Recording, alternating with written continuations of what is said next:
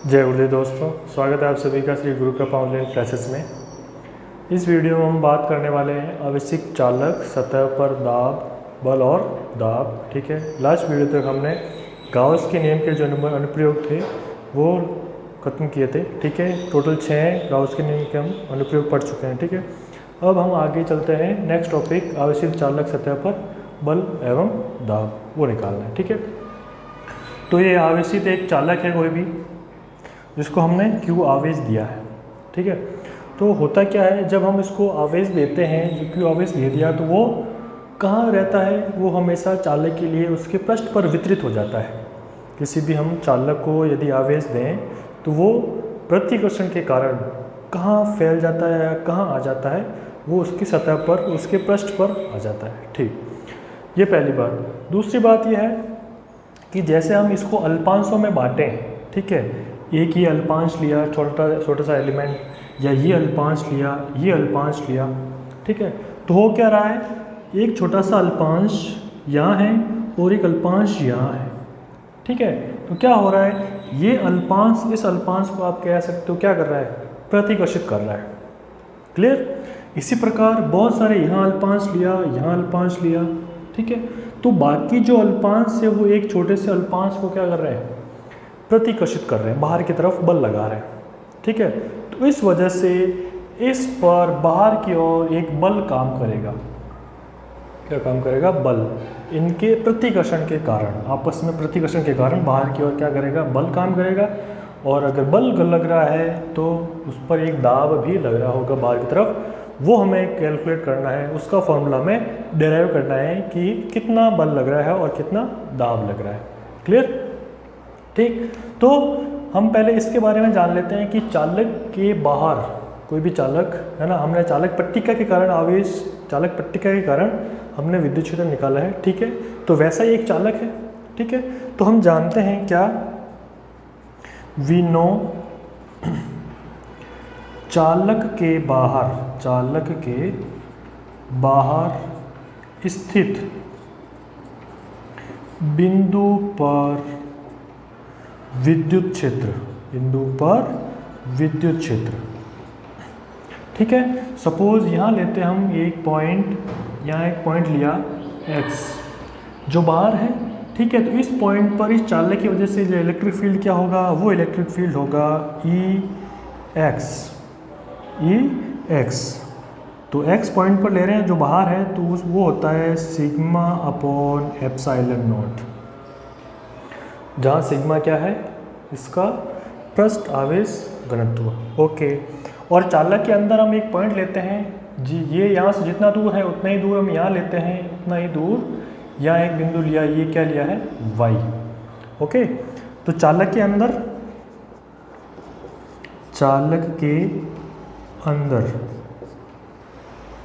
हम क्या बोलते हैं कि वहाँ आवेश नहीं रहता, तो वहाँ इलेक्ट्रिक फील्ड क्या होता है, 0। तो Y हमें मिलता है 0। क्लियर है। ये equation number first, equation number second, ये हम दो चीज़ जानते हैं। ठीक है, बाहर x पर इतना है और बाहर अंदर y पर 0 है, क्योंकि चालक के अंदर आवेश नहीं है। और हमने ये वहाँ बताया भी था, 0 आया था, गोलीय कोश के लिए भी आया था। ठीक है, चालक गोले के भी लिए आया था। क्लियर। ओके, ठीक। अब हम क्या करते हैं, अब यहाँ पर एक अल्पांश लेते हैं, एक छोटा सा अल्पांश लेते हैं। यहाँ पर मैंने एक अल्पांश लिया, ये अल्पांश, ठीक, छोटा सा अल्पांश लिया जिसको नाम दिया मैंने AB। ठीक है, और बाकी जो अल्पांश बचा है मैंने उसको नाम दे दिया ACB। क्लियर है, दो टुकड़े कर दिए मैंने, आप ऐसे समझो, एक AB है, ठीक है, और दूसरा ये टुकड़ा है।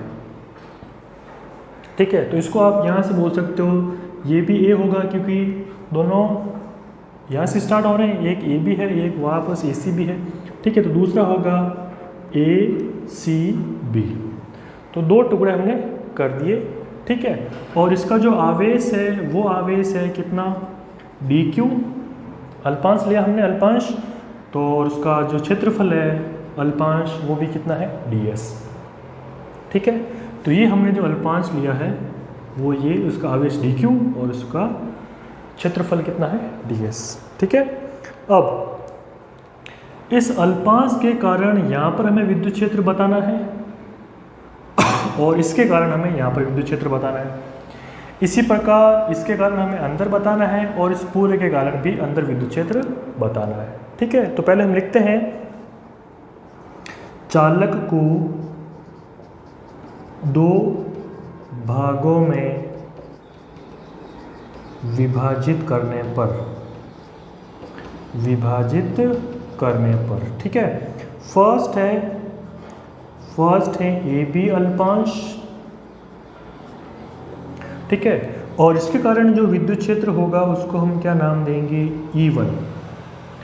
ए बी अल्पांश जो विद्युत क्षेत्र बनाएगा उसको हम नाम देंगे E1 और शेष भाग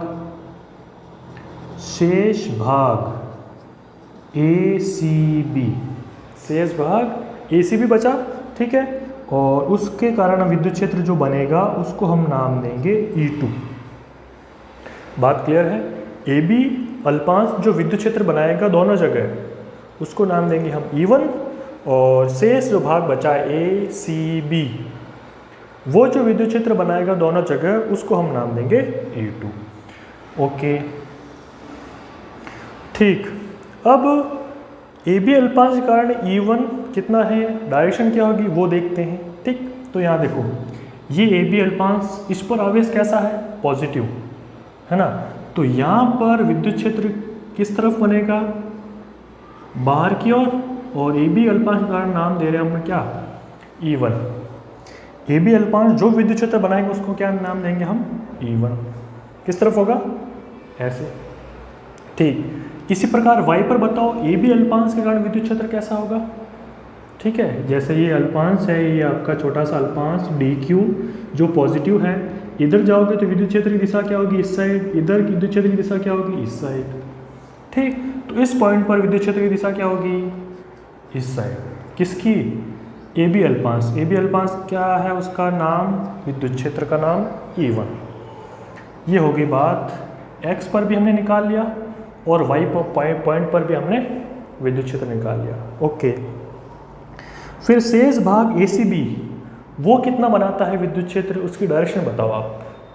तो पहले बताओ x पर।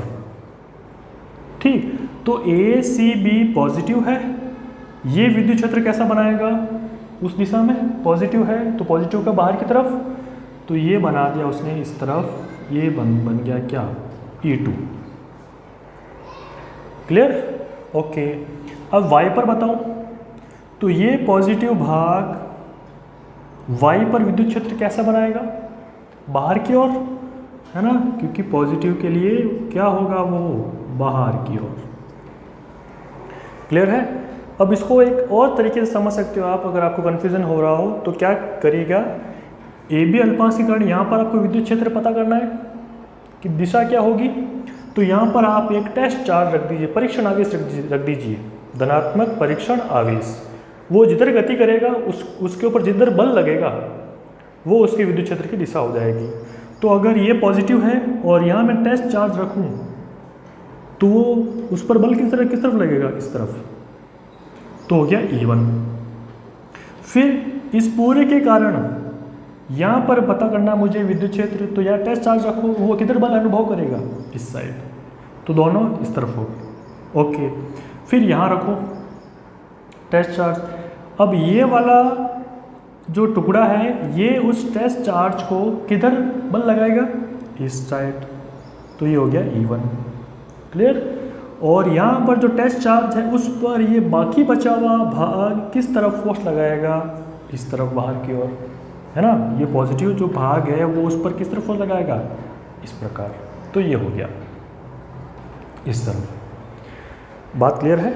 ठीक है, तो हमने अलग अलग दोनों से हमने क्या ज्ञात कर लिया, विद्युत क्षेत्र की डायरेक्शन पता कर ली हमने। ओके, ठीक, तो हम अब लेते हैं x बिंदु पर नेट विद्युत क्षेत्र। नेट विद्युत क्षेत्र क्या होगा, उसको हम नाम देते हैं EX इज इक्वल टू क्या होगा, दोनों एक ही दिशा में हैं तो क्या लिखेंगे E1 प्लस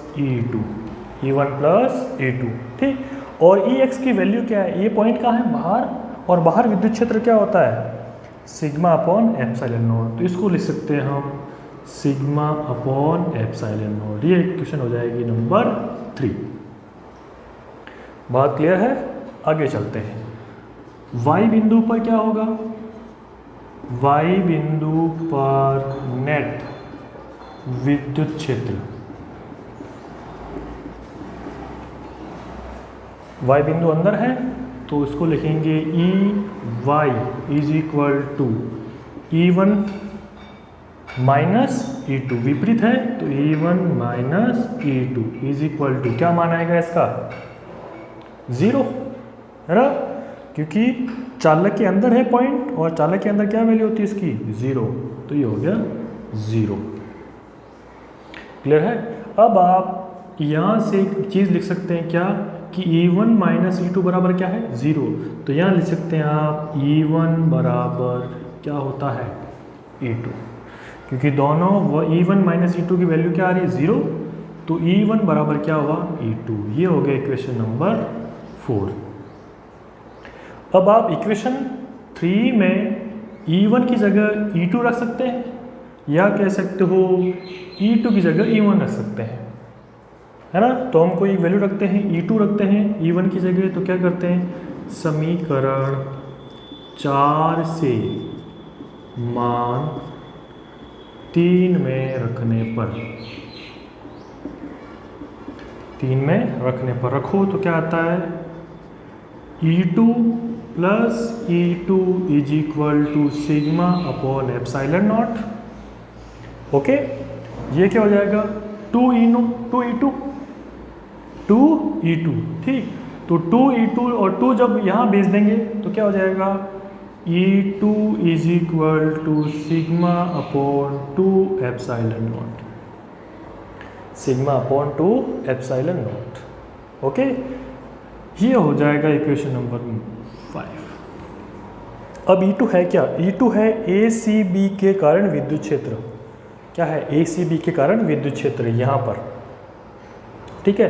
तो हम ऐसा कह सकते हैं कि ACB के कारण इस अल्पांश पर कितना विद्युत क्षेत्र है वो ये है ना। अगर ये पॉइंट यहाँ भी होता तो भी कोई फर्क नहीं पड़ता, क्यों, क्योंकि इसमें डिस्टेंस का कोई रोल नहीं अभी, है ना।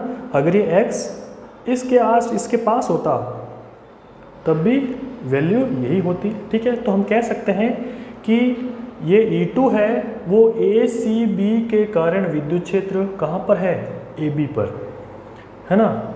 और इसका आवेश कितना है dq, तो उस पर कुछ बल लगा रहा होगा, ठीक है। क्या बल लगा रहा होगा वो देखते हैं, ठीक है। तो लिखते हैं ACB भाग के कारण अल्पांश AB पर बल, ठीक है। इस ACB के विद्युत क्षेत्र में कौन स्थित है AB, जिसका आवेश कितना है dq, और हम जानते हैं किसी विद्युत क्षेत्र में स्थित आवेश पर बल क्या लगता है, वो लगता है F is equal to Q into E, है ना। जैसे ये विद्युत क्षेत्र है, ये विद्युत क्षेत्र E और इसमें कोई आवेश Q रखा हुआ है, तो उस पर बल लगेगा, उसका फॉर्मूला क्या होगा F is equal to Q into E, ठीक। तो यहाँ पर ACB का विद्युत क्षेत्र है और उसमें कौन स्थित है dq आवेश, अल्पांश AB का dq आवेश, तो उस पर क्या लगेगा बल, उसका बल का फॉर्मूला क्या है F is equal to Q into E। और यहाँ क्या हो जाएगा, यहाँ हो जाएगा dF, क्योंकि अल्पांश पर बल निकाल रहे हैं, तो dF इज इक्वल टू किस पर है AB पर, AB का आवेश कितना है dq इंटू E कितना है E2। बात क्लियर है, इस फॉर्मूले से हमने ये लिख लिया। अब E2 की वैल्यू क्या है समीकरण 5 से, तो dF is equal to dq, पहले E2 का मान रख देते हैं, E2 का मान क्या है sigma upon 2 epsilon not into D Q. ये आपने कहाँ से लिया है? ये आपने से लिया है समीकरण 5 से। समीकरण 5 से आपने मान लिख दिया। यहाँ तक बात क्लियर है? ओके ठीक। अब हमें डी क्यू पता करना है कि डी क्यू क्या होगा, है ना। और इसका जो सरफेस डेंसिटी है या कह दो पृष्ठ आवेश घनत्व है वो कितना है? सिग्मा। तो हम जानते हैं, हम क्या जानते हैं कि सिग्मा इज इक्वल टू क्या होगा? D q upon d s, है ना। इसके लिए क्या होगा? Sigma is equal to d q upon d s. तो डी क्यू क्या आया? तो हमारे पास डी क्यू आया सिग्मा इंटू डी एस, है ना। तो डी क्यू का मान सिग्मा इंटू डी एस हम वो यहाँ रख देते हैं। तो क्या होता है?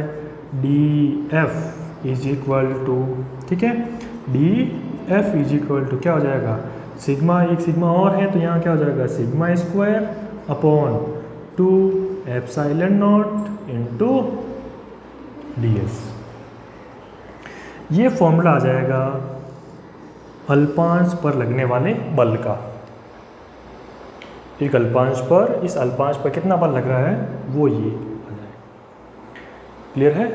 इसको और भी चेंज कर सकते हैं हम एक अन्य रूप में, ठीक है। कैसे? हम जानते हैं कि E इज इक्वल टू क्या है? Sigma upon epsilon not. किसके लिए? चालक के लिए। बात समझ में आई? ठीक। तो यहाँ से सिग्मा क्या आ जाएगा? यहाँ आ जाएगा sigma is equal to epsilon not into E. चालक के लिए ई का सूत्र होता है सिग्मा अपॉन एप्सिलॉन नॉट। तो यहाँ से हम सिग्मा निकालना चाहें, सिग्मा क्या आएगा? एप्सिलॉन नॉट इंटू ई।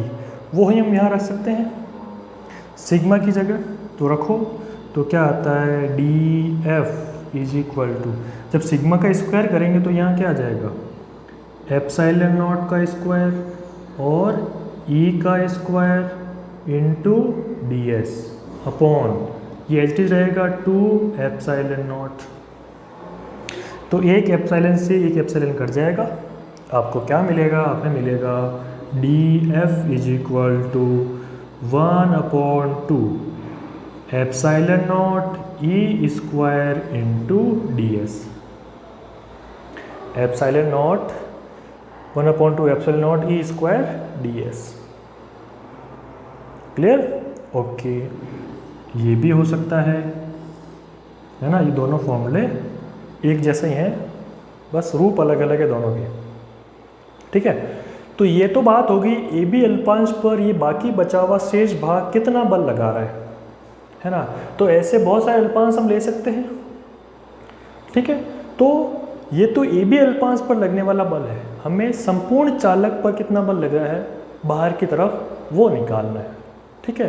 तो अगर ए बी अल्पांश के कारण छोटे से टुकड़े पर हमें बल पता है, पूरे सरफेस पर कितना बल लग रहा है वो पता करना है, तो हमारे पास गणित में क्या टूल है, क्या कर देते हैं उसका इंटीग्रेशन कर देते हैं, तो हमें पूरा बल मिल जाएगा, ठीक है। तो क्या लिखेंगे?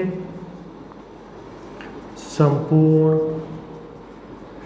चालक पर बल, संपूर्ण चालक पर बल। तो क्या हो जाएगा? F इज इक्वल टू समाकलन 1 upon 2 epsilon not E square into d S. ये हमें मिल गया टोटल फोर्स, टोटल बल, ठीक है। ओके, तो इक्वेशन हम दे देते हैं, इसको इक्वेशन में दे देते हैं हम 6, ये इक्वेशन हो जाएगी 7, ठीक है। और इसको चाहो तो दे सकते हो इक्वेशन नंबर 8। क्लियर है? इसकी ज़रूरत नहीं पड़ेगी वैसे ही, तो उसको हम नहीं लेते हैं सपोज। तो संपूर्ण चालक पर हमें बल मिल गया ये। तो एक काम हमारा हो गया, हमने सतह पर बल ज्ञात कर लिया। और एक चीज़ ये ध्यान रखें कि बल उस सतह के लंबवत बाहर की ओर लगता है ना।